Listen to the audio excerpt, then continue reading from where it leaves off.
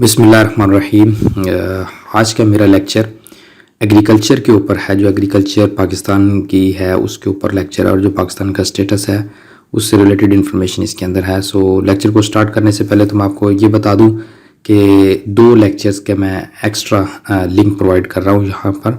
उसमें एक तो है साइबर क्राइम का, यानी कि पाकिस्तान के अंदर अगर कोई शख्स आपके सेल फ़ोन को बगैर इजाज़त यूज़ करता है, आपका कोई डाटा रीड करने की कोशिश करता है, बगैर पूछे आपका कोई इन्फॉर्मेशन शेयर करता है, आपकी कोई पब्लिक लाइफ को डिस्टर्ब करने की कोशिश करता है, तो उसके लिए क्या कानून है। इवन आपके साथ कोई गैर अखलाकी गुफ्तगू करता है उसके लिए क्या कानून, कितनी सज़ा है, ये उर्दू में है। सबसे बड़ी बात है कि साइबर क्राइम बिल पाकिस्तान का, आप इसको स्टडी कर सकते हैं। दूसरा, एग्रीकल्चर के ऊपर जो लेक्चर है वो कुछ रिलेटेड है दोहा ट्रेड के ऊपर। वर्ल्ड ट्रेड ऑर्गेनाइजेशन से दोहा ट्रेड के ऊपर जो कन्वर्जन हो रही है उसमें सबसे बड़ा मसला जो है वो एग्रीकल्चर की सब्सिडी के ऊपर आ रहा है, जो गरीब मुल्कों के लिए बड़ा मसला जो अमीर मुल्क देते हैं। सो अगर आप इनको डिटेल में पढ़ना चाहें तो मैं इन दोनों का लिंक प्रोवाइड कर रहा हूँ, तो आप इसको स्टडी कर सकते हैं। और तीसरा, एग्रीकल्चर का लिंक भी मैं दे दूँगा, सो आप इसको वहाँ से डिटेल में स्टडी कर सकते हैं और राइट डाउन कर सकते हैं। पाकिस्तान अफेयर का लेक्चर है ये जी एक्स्ट्रा आ गया, एग्रीकल्चर एंड पाकिस्तान, और मैंने लेक्चर बनाया, मेरा नाम जो न्यू वेबसाइट है ये उसका नाम है। तो सबसे पहले स्टार्ट करते हैं कि भाई एग्रीकल्चर क्या चीज़ है, क्योंकि हम एग्रीकल्चर पढ़ रहे हैं, जब तक हमें ये नहीं पता होगा कि एग्रीकल्चर होता क्या है तो हम तब तक जो है वो उस तक नहीं पहुंच सकते हैं। एग्रीकल्चर बेसिकली दो चीज़ों का कम्बिनेशन है। एक कम्बिनेशन है कल्टीवेशन ऑफ क्रॉप्स, यानी कि आप फसलों की काश्त करते हैं। दूसरा, आप जो है वो कैटल की जो फार्मिंग करते हैं, माल मवेशी की जो फार्मिंग करते हैं, उन दोनों का कम्बिनेशन जो है वो एग्रीकल्चर कहलाता है। यानी कि जितनी भी किस्म की आप फसलें उगाते हैं या उनकी कल्टीवेशन करते हैं और जो फार्मिंग करते हैं आप माल मवेशी की, उसको हम एग्रीकल्चर कहते हैं। So cultivation of crops and farming of cattle is called agriculture, या उसको हम हस्बेंड्री भी कहते हैं। दुनिया की जो मोस्ट पॉपुलेशन है वो डायरेक्टली और इनडायरेक्टली एग्रीकल्चर सेक्टर के साथ लिंक है। मैं यहाँ पर आपको एक हेनरी किसिंजर का एक जुमला बता दूं। हेनरी किसिंजर ने एक दफ़ा कहा था कि if you want to control the continents you have to control the energy, if you want to control the people you have to control the food. इस वक्त दुनिया की बड़ी बड़ी कंपनीज जो है वो ऐसे बीज बना रही हैं जिनकी प्रोडक्शन सिर्फ एक बार होती है, नेक्स्ट टाइम आप उन कंपनियों के मोहताज होते हैं। ठीक है जी। सो ये कंट्रोल एंड फूड हो रहा है, वो जिसको चाहेंगे फूड दिया करेंगे, जिसको चाहेंगे नहीं दिया करेंगे। तो इस किस्म का जो है वो सिनेरियो डेवलप हो रहा है दुनिया के अंदर। एग्रीकल्चर सेक्टर जो है वो प्रोवाइड करता है major part of raw material, और फिर ये रॉ मटेरियल इंडस्ट्रीज़ को दुनिया की सप्लाई होता है, जो इंडस्ट्रीज़ एग्रीकल्चर के ऊपर डिपेंडेंट है। उसके बाद अब हम देखते हैं कि इम्पोर्टेंस ऑफ एग्रीकल्चर क्या है। जो एग्रीकल्चर पढ़ के आए हैं, जिसकी हमने डेफिनेशन में ये देखा कि हम कल्टीवेशन ऑफ क्रॉप्स की तरफ और फार्मिंग ऑफ कैटल की तरफ दो सेक्शन जो है वो इसके डेवलप हुए हैं, ये दो सेक्शन डेवलप हुए हैं। तो हम इसमें देखते हैं कि अगर हम ये चीज़ें करते हैं तो हमें उससे बेनिफिट क्या होता है। सबसे पहला बेनिफिट तो हमारा है important source of income. Agriculture sector जो है वो दुनिया की वर्ल्ड इकोनॉमी का एक मेन स्ट्रीम है। तो मेजॉरिटी ऑफ वर्ल्ड पॉपुलेशन जो है वो डिपेंड करती है एग्रीकल्चर के ऊपर। आप देखें कि इंसान को 3 दफ़ा एक फार्मर से रब्ता पड़ता है, क्योंकि आप 2 या 3 दफ़ा खाना खाते हैं दिन में, तो आपको फार्मर से रब्ता पड़ता है। जबकि डॉक्टर से ज़िंदगी में कभी 1 दफ़ा 2 दफ़ा पड़ जाएगा, कभी मैजिशियन से, कभी जर्नलिस्ट से वगैरह वगैरह, ये हैं सेपरेट चीज़ें। लेकिन एक फार्मर एक ऐसी चीज़ है, अभी कोविड-19 आया था तो दुनिया को सब कुछ भूल गया, उन्होंने कहा जो है वो सिर्फ खाने को चाहिए। उसके अलावा दूसरा है सोर्स ऑफ फूड है, ये आपकी खुराक का भी ज़रिया है।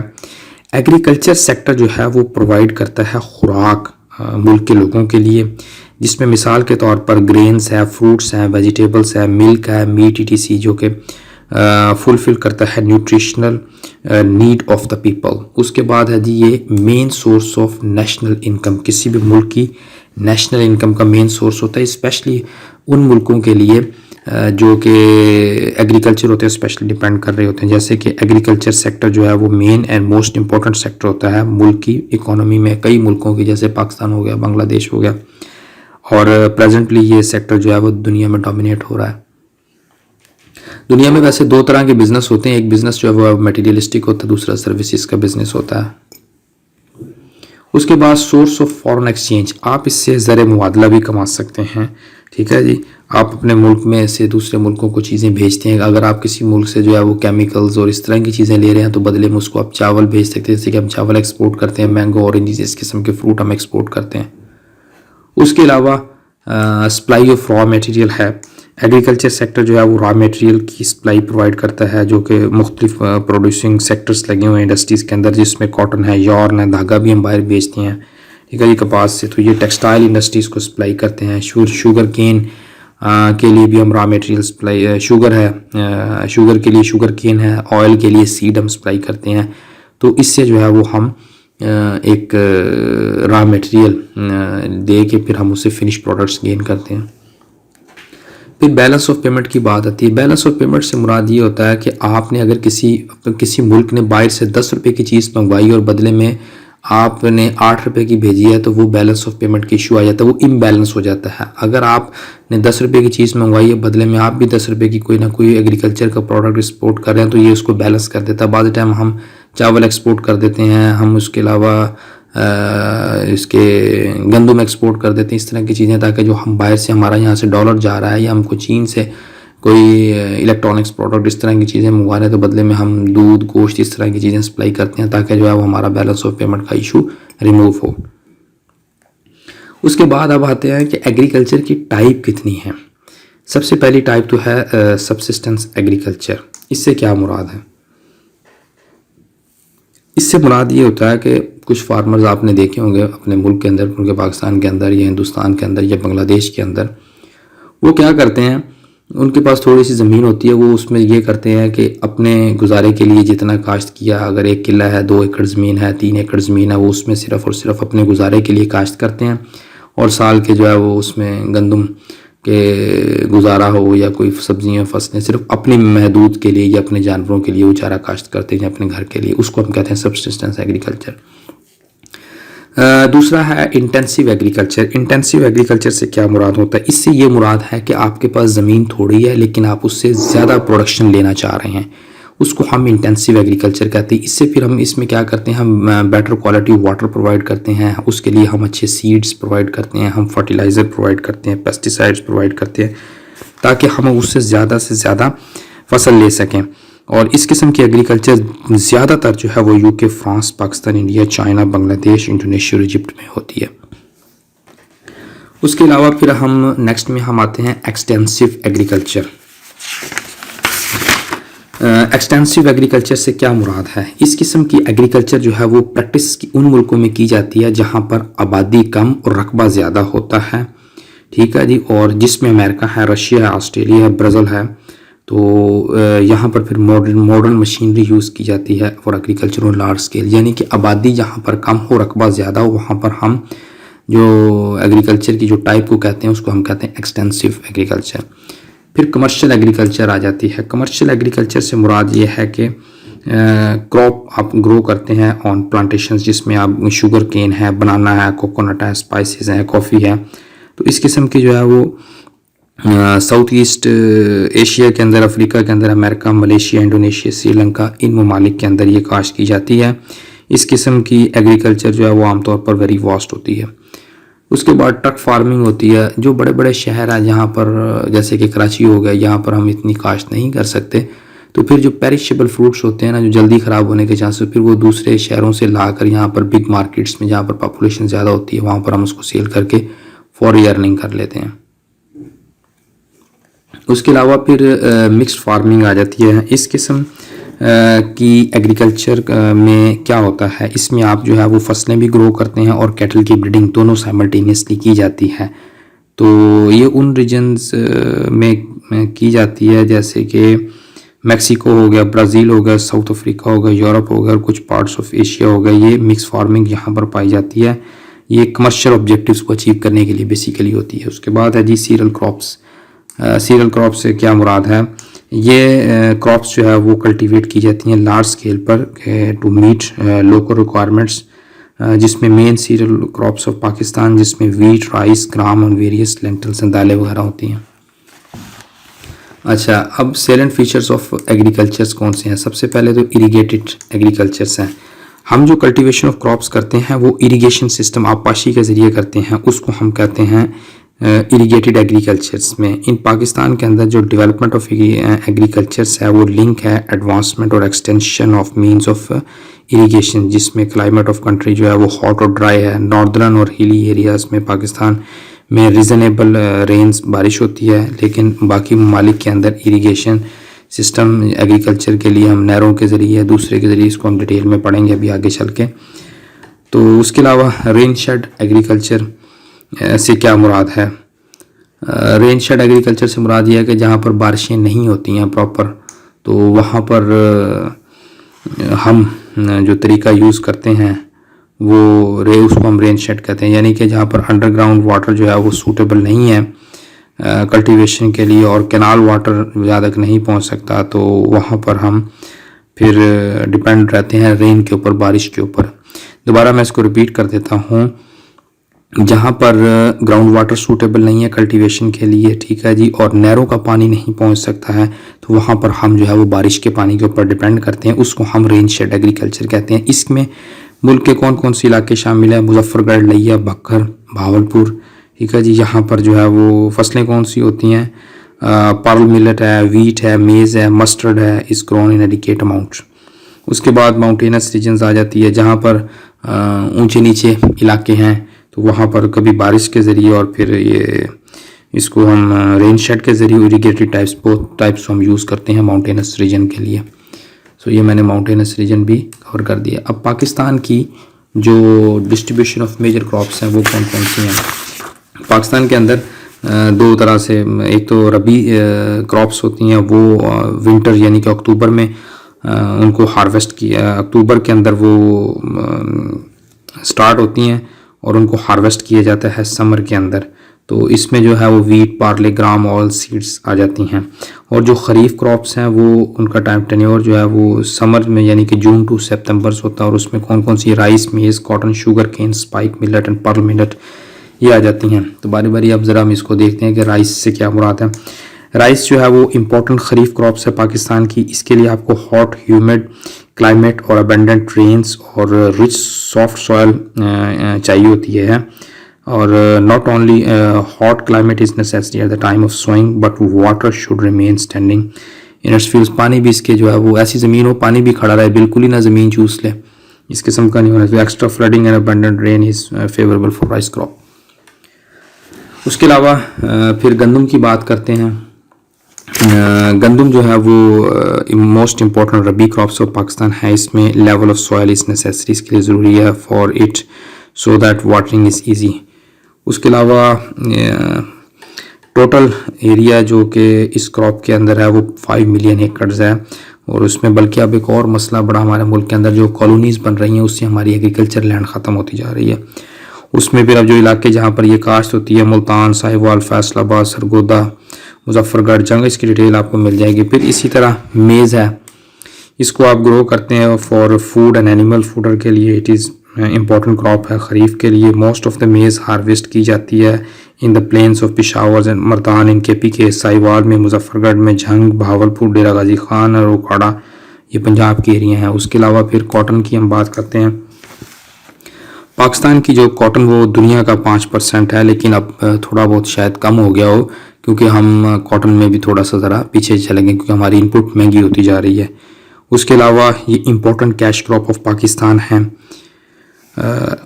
इसके लिए आपको एट जिस वक्त आप ये काश्त करते हैं, आपको वेदर जो है वो आपका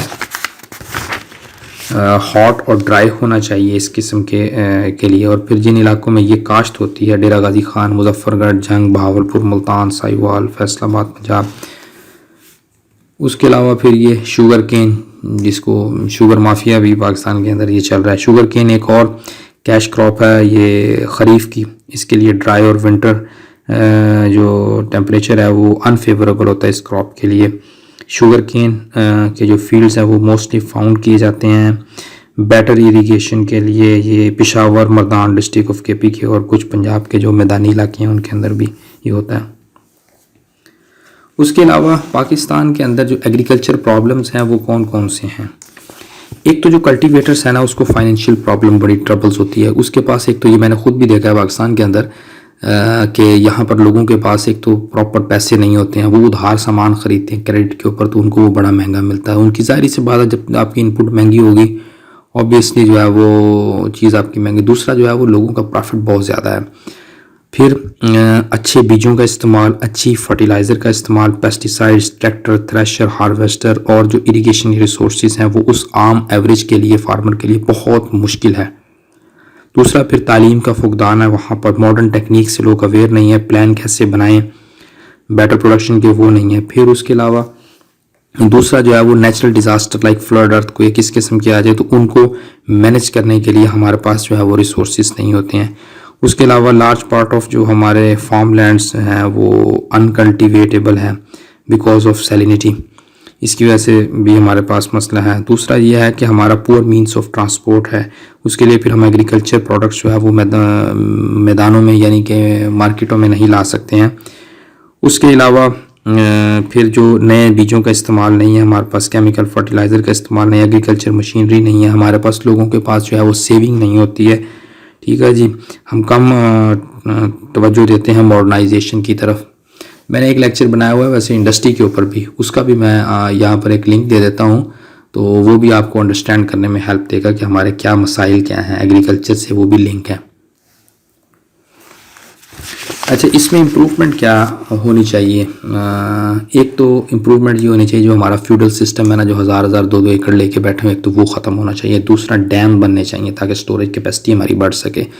तीसरा मॉडर्न सिस्टम इंट्रोड्यूस करवाना चाहिए, जिसमें मैं एक मजबूरन या मिसाल दे रहा हूँ इसराइल की, मैं हो सकता है कमिंग डेज में उसके ऊपर कोई आपको लेक्चर भी बना के दूँ। जो ड्रिप इरीगेशन सिस्टम उन्होंने इंट्रोड्यूस करवाया, दुनिया के अंदर जो मुल्क पावर में आते हैं वो उनकी यूनिवर्सिटियाँ उनको लेके आते हैं, जो स्टूडेंट्स होते हैं, जो एंटरप्रेन्योर करते हैं, जो सोचते हैं कि अपने मुल्क को क्या दुनिया में नया दिया जाए, वहाँ पर कहाँ पर स्पेस खाली है। ठीक है जी, इस किस्म की जो चीज़ है ना, इसको जब आप टारगेट करते हो तो फिर आपका मुल्क आगे जाता है। तो ड्रिप इरीगेशन सिस्टम मॉडर्नाइजेशन लाया जाए, फ्यूडल सिस्टम को ख़त्म किया जाए, डैम्स बनाए जाए ताकि हमारी वाटर की स्टोरेज कैपेसिटी बढ़े, पक्के खाले बनाए जाए ताकि पानी वेस्ट ना हो, और भी इस तरह की कई चीज़ें हैं जो कि इसमें मैंने ऐड की हुई हैं, आप इसको डिटेल में पढ़ सकते हैं। उसके अलावा पाकिस्तान का इरिगेशन सिस्टम और उसमें मीन्स ऑफ इरिगेशन कौन कौन से हैं। एक तो हम नहरों के ज़रिए पानी की सप्लाई करते हैं, और उसमें भी दो तरह की होती हैं। एक तो हम उसको पेरेनियल कहते हैं, दूसरा नॉन पेरेनियल कहते हैं। पेरेनियल से मुराद है कि इसमें सारा साल पानी खड़ा रहता है, और उसमें यह है कि जिस वक्त ग्लेशियर्स वगैरह पिघलती हैं या कोई बारिशें वगैरह होती हैं तो वो आता है। दूसरा हम ट्यूबवेल्स के ज़रिए, अब जिन इलाकों में नहरों का पानी नहीं पहुंच सकता है तो, और या पानी ज़ेर ज़मीन गहरा होता है तो वहाँ पर फिर हम ट्यूबवेल लगाते हैं। फिर उसके अलावा जिन इलाकों में गर्मी बहुत ज़्यादा पड़ती है, कोई डेजर्ट टाइप एरिया है, वो पानी के इवेपोरेट होने के चांस होते हैं, फिर वहाँ पर हम खारे सिस्टम यूज़ करते हैं। ये बेसिकली ज़्यादातर बलूचिस्तान के अंदर यूज़ होता है। उसके अलावा ट्यूबवेल्स पे भी हम वेल्स, कुओं के ऊपर भी हम इन्हिसार करते हैं कि कुछ इरीगेशन कुओं के ज़रिए भी करते हैं हम। फिर चश्मे हैं, ये नॉर्दर्न एरियाज़ में आपको मिल जाएंगे, अगर आप देखें तो इनके ज़रिए हम भी कल्टीवेशन करते हैं, चश्मों के ज़रिए, जो चश्मों का पानी होता है। फिर उसके अलावा अब problems of means of irrigation कौन कौन से हैं प्रॉब्लम इसमें। एक तो हमें ग्रेट अमाउंट ऑफ वाटर जो है वो एब्सॉर्ब हो जाता है अनपेव्ड वाटर कोर्सेज के अंदर, रस्तों के अंदर। दूसरा ये है कि लेवल ऑफ जो वाटर अंडरग्राउंड वाटर लेवल्स है वो काफ़ी पानी जो है वो नीचे जाता जा रहा है, और सैलिनिटी का हमें बहुत बड़ा प्रॉब्लम है, वो जो फसलों के लिए बहुत नुकसानदेह है। उसके अलावा हमारे पास कोई भी प्रॉपर अरेंजमेंट नहीं है पानी को स्टोर करने के लिए, तो हमारा पानी बहुत ज़्यादा जो है वो समुंदर की नज़र हो जाता है। इसको जो है वो जब तक डैम नहीं बनेंगे ये काम नहीं हो सकता है। उसके अलावा फिर ये है कि जो लेवल ऑफ अंडरग्राउंड वाटर है वो डाउन नीचे जाता जा रहा है। उसकी वजह फिर ये है कि हम ट्यूबवेल्स के ऊपर डिपेंड होते जा रहे हैं। मैं आपको एक मज़े की बात बताऊं, मैं Israeli prime minister Benjamin Netanyahu का एक दिन प्रोग्राम सुन रहा था।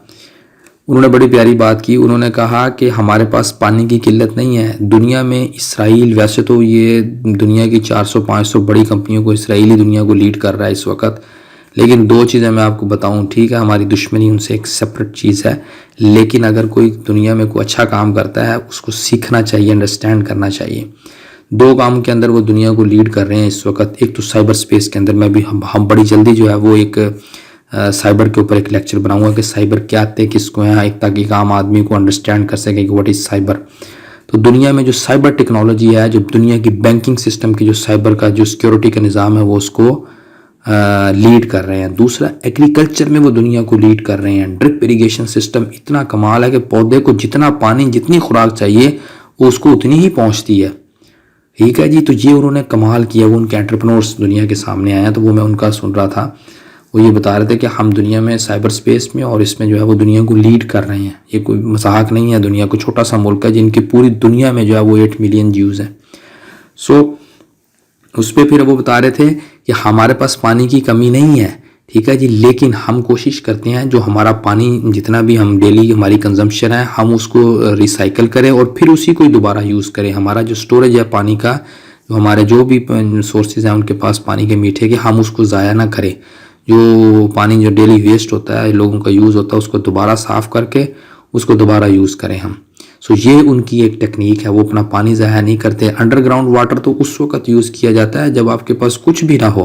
तो हम तो सबसे पहले यूज़ ही अंडरग्राउंड वाटर कर रहे हैं। हमारा पानी जो है वो रिचार्ज हो ही नहीं रहा है, ठीक है जी, नया पानी।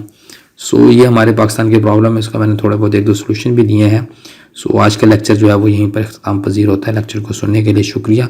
Thank you very much.